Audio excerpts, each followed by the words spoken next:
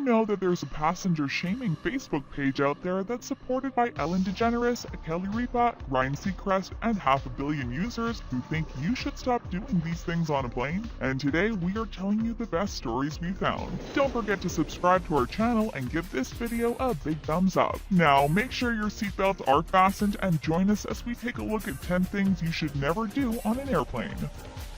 Putting your feet up. Putting your feet anywhere but on the ground is an unacceptable behavior on airplanes. Even though you're trying to get comfortable, don't forget that someone else is sitting on the seat in front of you. Speaking of feet, do make sure your socks stay on at all times. Unfortunately, airplanes aren't the cleanest place to be, and by removing your socks and putting your feet up, you're risking the catching of germs and being sick on the vacation. Some passengers take it as far as using their feet to use the buttons above their heads. We get that flights are long and probably uncomfortable, but your feet are also sweaty. By taking off your socks, you are exposing everyone else on the plane with the unpleasant smell coming from your feet. Passengers have previously been shamed for putting up their feet on the seat in front of them or sticking them in between the two seats. While this might be comfortable for you, it's probably uncomfortable for everyone else. Many passengers joke that they'd rather pay for someone to not take off their socks than to pay for extra leg room. Don't be that person that makes a long flight even more uncomfortable with smelly feet. This airplane etiquette is a never-ending debate. What's your opinion? Should passengers be able to take their socks off and put their feet up without being shamed? Reclining your seat too far. Another common rule that most people don't follow is don't recline your seat way too far, and some even consider it rude to recline your seat in the first place. Most of us have experienced it. You just sit down, order a drink, put it on your tray when a person in front of you decides to recline their seat without telling you in advance. Not only do they recline it, but they also do it so far they could pretty much have their head in your lap. Getting comfortable is a never-ending issue on airplanes, but you shouldn't forget about the person behind you. Of course, we're not telling you never to recline your seat again, but make sure you're aware of how far you're actually lowering your seat. Let the other person know and ask if they mind. And if they say no, you should respect their answer.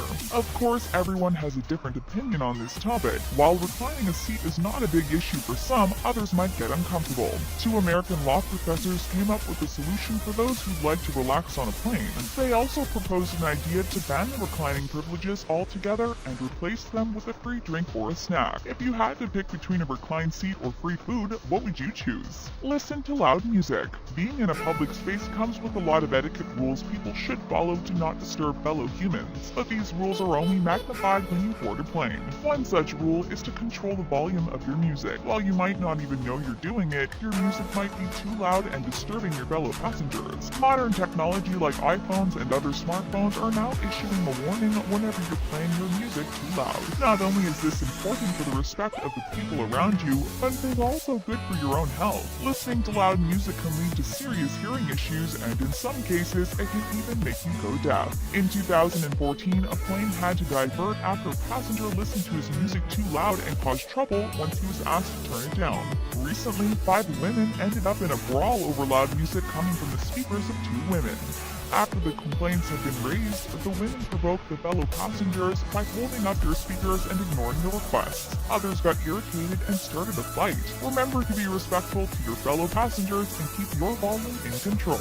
Ignore the safety rules. Flying on a plane comes with many etiquettes you need to obey as a passenger to keep yourself and others safe. Do you know the position you have to take when you hear the word brace? Or where your breathing mask is located? Or what you should do in case of turbulence? Ignoring your airplane's safety rules could lead to serious consequences that could put you and your fellow passengers in danger. For example, if you accept sitting in the exit row, it doesn't just mean you get extra legroom. In exchange for that, you agree to save lives in the case of potential emergency. If you're not physically fit, it's best to leave that exit row seat for someone who is. Speaking of the exit row, several people made news in the past few years for opening the door to get off the plane faster. In 2014, a man even opened the emergency door as the aircraft was about to take off because he wanted to get some fresh air.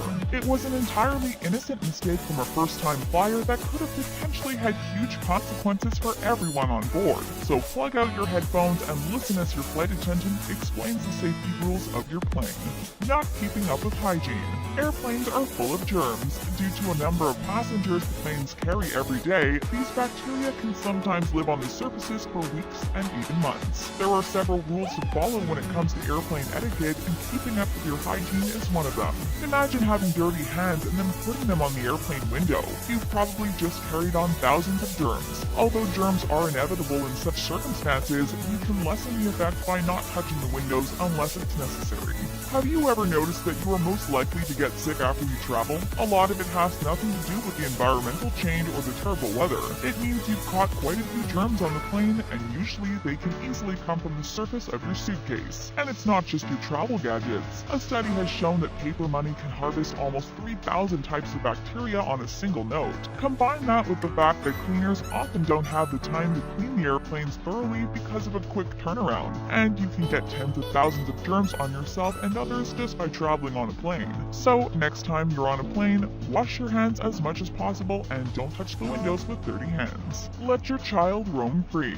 Some of the passengers' biggest pet peeves are screaming and uncontrollable children. While we know that parents often do everything they can to keep their kids quiet, there are also parents who let their children do absolutely everything they shouldn't while on a plane. The etiquette of flying with kids is always under debate between those who have kids and of course those who get annoyed by them. While tantrums often can't be prevented, seat kicking and other physical disturbances of other passengers can be. Luckily, there are a few things families can do to make sure their children are more prepared for their flight. One of them is to board their flight last and have as much time possible being comfortable off the plane. Next is to bring fully charged entertainment that will leave the kids occupied for a good duration of the flight. Kids should also be taught to not disrupt fellow passengers by kicking the seat or disturbing them during their sleep. Some passengers even encounter children pulling their hair. As childless travelers, we have to understand how hard parenting is and that these people are trying their best to keep their kids under control. Sometimes kind words instead of a smirk or a complaint about the noisy kids can go a long way. Getting too drunk. But let's go back to the adults. How many of you calm your nerves by having a drink right before or during your flight? While having a cheeky drink might seem like a possible solution to your flight anxiety, having too much to drink can bring more problems than solutions. Planes don't hold a limit as to how much alcohol you can order, but you should definitely know how much alcohol you can handle. Take into consideration that there might be turbulences and your stomach might not be able to handle massive amounts of alcohol. In worst cases, you might vomit, which would be unpleasant not only for yourself, but also for every other passenger on the plane. And then there's the age-old question. Should you drink with children close to you? Some might say you should watch your behavior in front of children, while others have such heavy flying anxiety they need to calm it down with a glass or two. What you should consider is your normal behavior after alcohol consumption. Are you a chatty person? You might disturb other passengers. Are you a rowdy person? You might disturb other passengers. If you are drinking alcohol on a plane, make sure you don't end up too drunk and risk getting yourself and your fellow passengers in danger. And this brings us to the next point. Start a fight.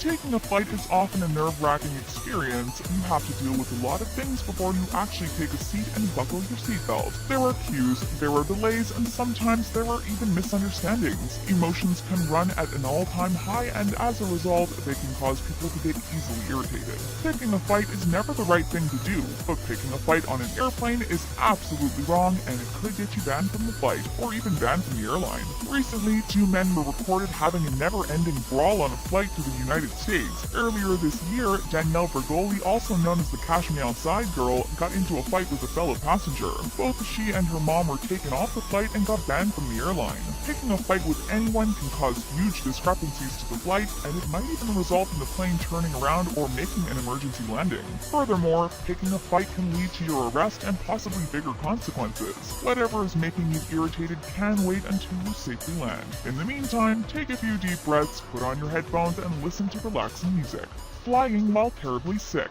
While we sometimes can't prevent flying while being sick, we should always follow an etiquette that makes sure we don't make anyone else sick on the plane. Did you know that according to an online survey, 2/3 of Americans ignore their flu symptoms and continue with their daily routine as usual? The survey also noted that 45% of those people would still board a plane. It seems like an innocent thing to do, but a flu virus can spread up to 6 feet away and can live on hard surfaces for up to 2 hours. This means that anything you come in contact with before, during, and after your flight can become infected.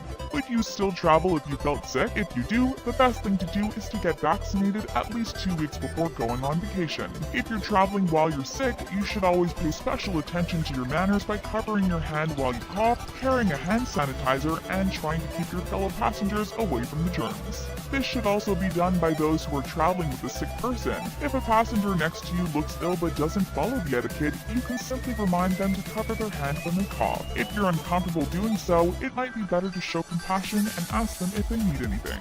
Being rude to cabin crew. And last but probably the most important point on our list is being rude to cabin crew. It's a well-known fact that flying often brings out the worst of many passengers. But flight attendants, just like everyone else, are doing their job and following the rules set by a large corporation. Your outrageous behavior could have you kicked off a plane, but you could also face even bigger consequences. Flight attendants have previously alerted the pilots of unruly passengers that got arrested after landing. Becoming aggressive could also land you on a no-fly list and get you banned from an airline.